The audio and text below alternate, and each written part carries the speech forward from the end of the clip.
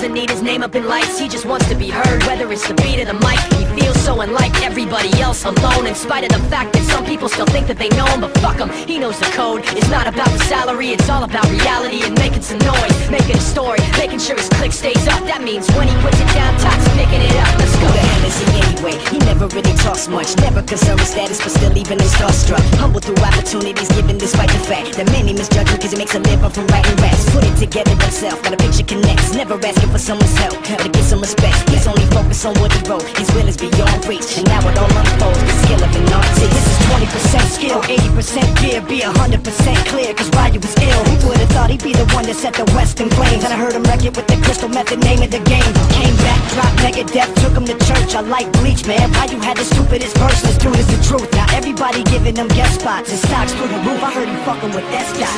10% luck, 20%